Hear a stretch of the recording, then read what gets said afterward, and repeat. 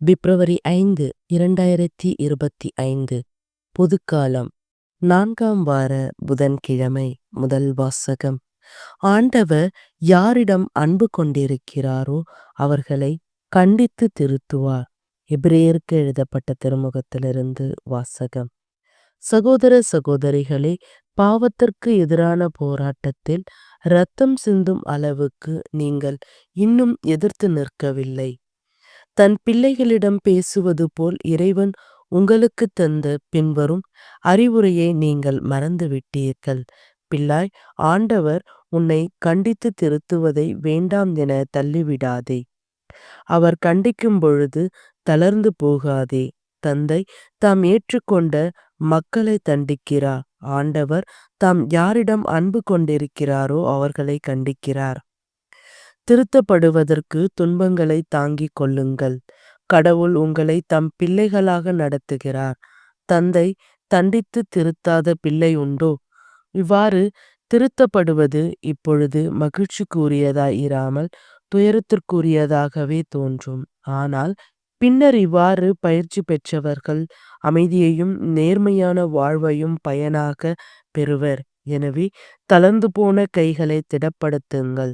தள்ளாடும் முழங்கால்களை உறுதிப்படுத்துங்கள். நீங்கள் நேர்மையான பாதையில் நடந்து செல்லுங்கள். அப்பொழுதுதான் ஊனமாய் போன கால்மூட்டு பிசகாமல் குணமடையும். அனைவருடன் அமைதியாய் இருக்க முயலுங்கள். தூய்மையை நாடுங்கள். தூய்மையின்றி எவரும் ஆண்டவரை காண மாட்டார். உங்களுள் எவரும் கடவுளிடம் அருளை இழந்து விடாமல் இருக்க பார்த்து கொள்ளுங்கள்.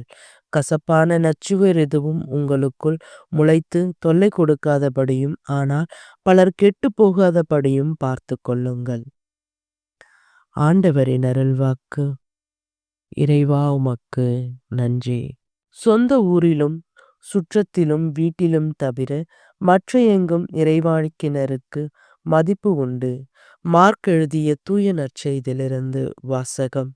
அக்காலத்தில் இயேசு தொழுகை கூட தலைவரின் வீட்டிலிருந்து புறப்பட்டு தமது சொந்த ஊருக்கு வந்தார். அவருடைய சீடரும் அவரை பின்தொடர்ந்தனர்.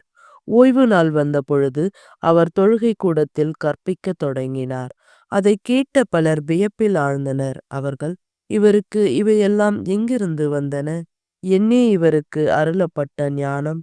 என்னே இவருடைய கைகளால் ஆகும் வல்ல செயல்கள்? இவர் தச்சர் அல்லவா? மரியாவின் மகன்தானே? யாக்கோப்பு, யோசே, யூதா, சீமான் ஆகியோர் இவருடைய சகோதரர்கள் அல்லவா? இவர் சகோதரிகள் நம்மோடு இருக்கிறார்கள் அல்லவா என்றார்கள்.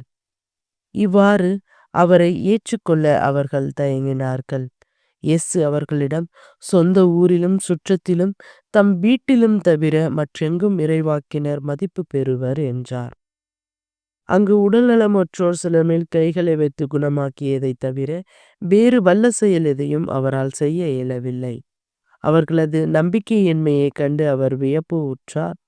அவர் சுற்றிலும் உள்ள ஊர்களுக்கு சென்று கற்பித்து வந்தார். ஆண்டவரின் அருள்வாக்கு. கிறிஸ்துவே உமக்கு புகழ்.